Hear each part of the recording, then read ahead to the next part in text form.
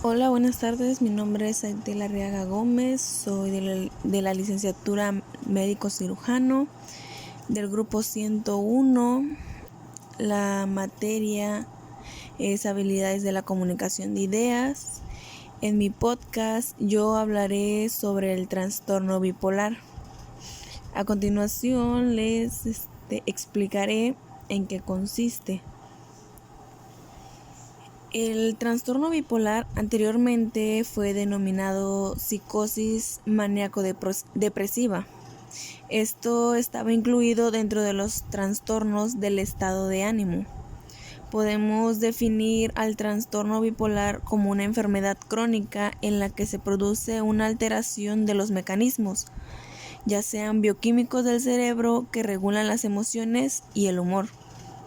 Las personas experimentan alteraciones en el estado de ánimo y en la conducta también, con una importante persecución en su vida cotidiana y también implica en la de su familia.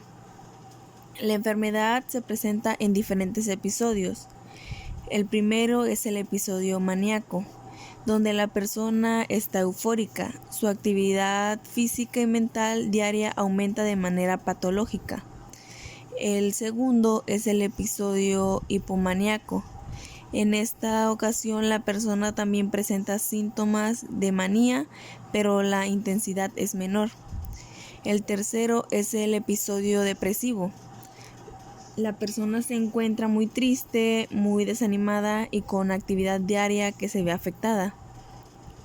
El cuarto es el episodio mixto. En este episodio la persona vive síntomas maníacos y depresivos alternamente. La persona se puede sentir eufórica, pero a la vez no puede tener vitalidad. Y por el contrario, pueden tener un ánimo depresivo y muy activo.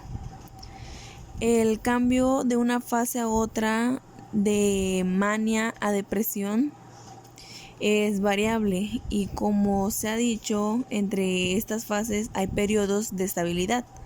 La frecuencia varía de una persona a otra. Según los últimos estudios, el trastorno bipolar aparece aproximadamente en 1.2% de la población general, teniendo la misma incidencia en hombres que en las mujeres, pero debemos destacar los estudios que nos informan que los hombres tienden a presentar un número parecido de episodios maníacos y depresivos y las mujeres, en cambio, suelen presentar mayor número de episodios depresivos que maníacos. El trastorno bipolar también es una enfermedad crónica, pero con un adecuado tratamiento las recaídas pueden disminuir, la persona puede intentar conseguir una mejor calidad de vida, si esa misma se lo propone o lo desea. El diagnóstico será realizado por un equipo de profesionales sanitarios que se basarán en la historia médica de la persona y en una exploración psicopatológica.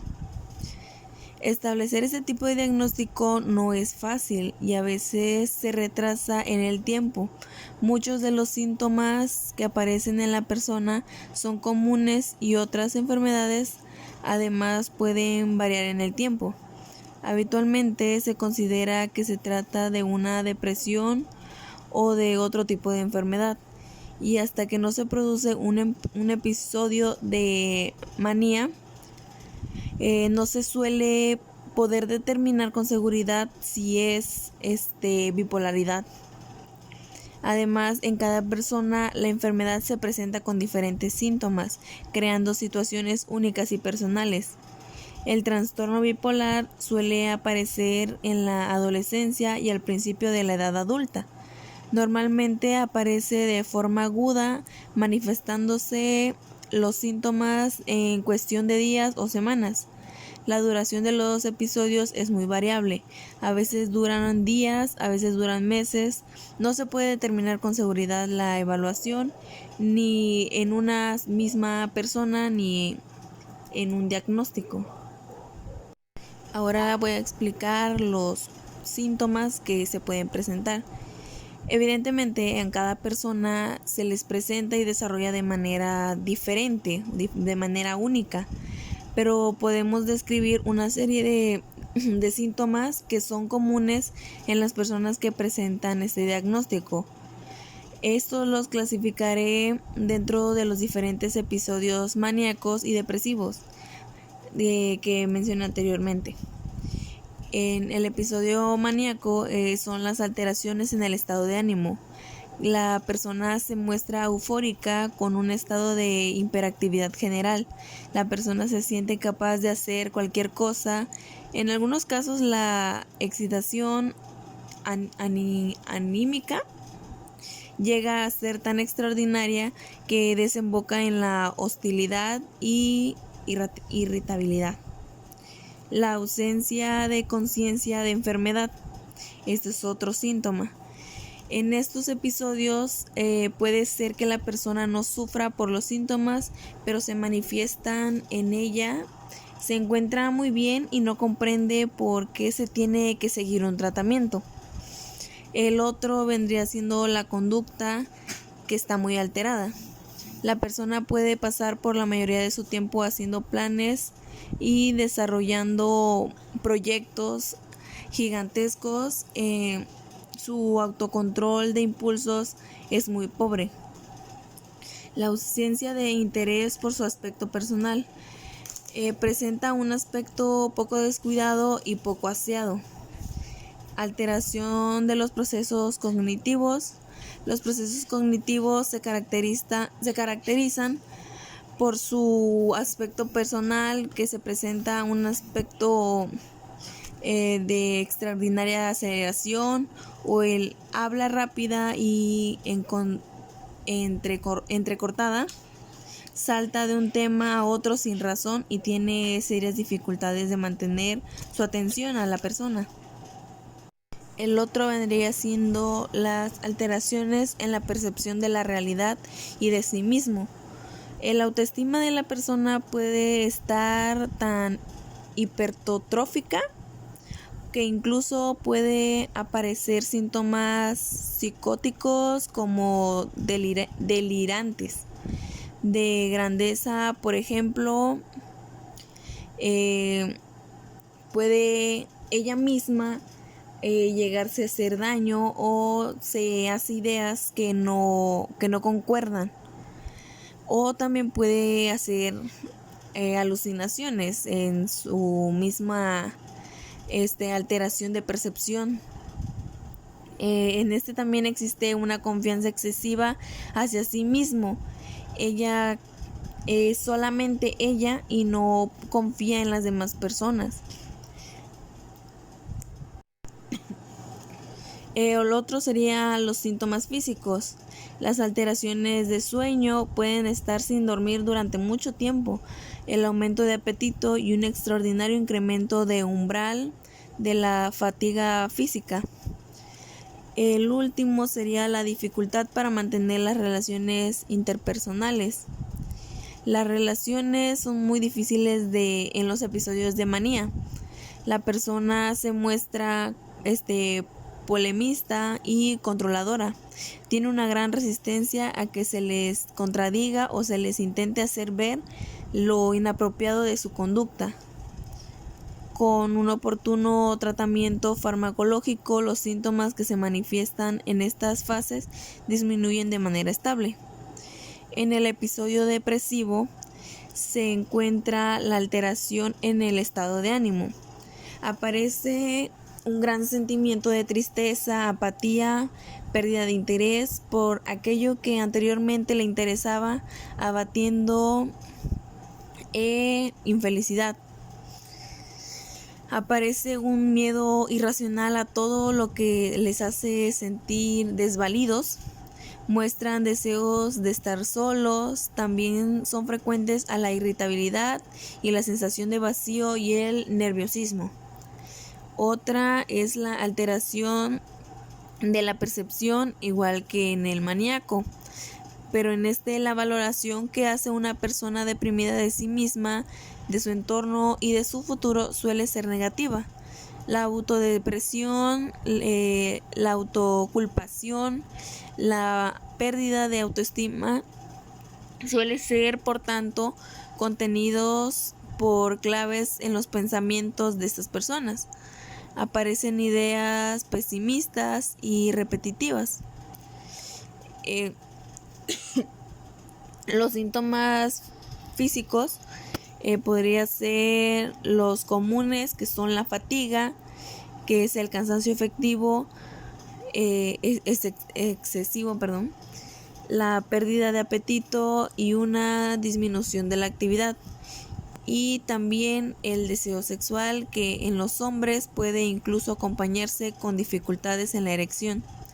También aparecen importantes alteraciones de sueño.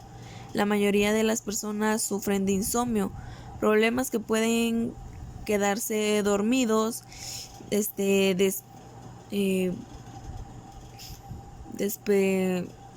¿cómo se puede decir?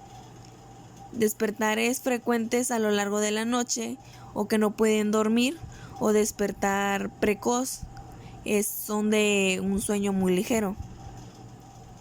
Pero en un pequeño porcentaje de las personas también pueden darse la hipersomnia. Aparecen continuas quejas sobre molestias corporales difusas como dolor de cabeza, espalda, náuseas, vómitos, estreñimiento, misión dolorosa y visión borrosa. También se presenta la alteración de los procesos cognitivos. El rendimiento cognitivo se ve afectado. La memoria, la atención y la capacidad de la concentración de la persona puede llegar a resentirse drásticamente, incapacitando su desempeño en las tareas cotidianas. Puede aparecer constantes pensamientos relacionados con la muerte. Y también se presenta la dificultad para mantener las relaciones interpersonales, donde la persona tiene importantes dificultades para mantener y comenzar relaciones. En muchas ocasiones las relaciones anteriores se ven deterioradas. Normalmente sufren rechazo por las personas que los rodean, y esto hace que se aíslen todavía más de su entorno. A pesar de que la persona ha pasado por episodios depresivos anteriormente y sabe que es algo temporal, no es fácil para ellos entender esta situación, y tienden a pensar que su vida no tiene sentido y que no merecen la pena de seguir viviendo, o no merecen seguir con el tratamiento. Por ello es necesario que la persona cuente con apoyos necesarios, ya sea familiares, profesionales o farmacólogos. Ahora, en el episodio de hipomanía, los síntomas son menos intensos y dramáticos, que en el episodio de manía no se dan síntomas psicóticos como delirios o alucinaciones, ni se producen cambios conductuales que obliguen a la hospitalización.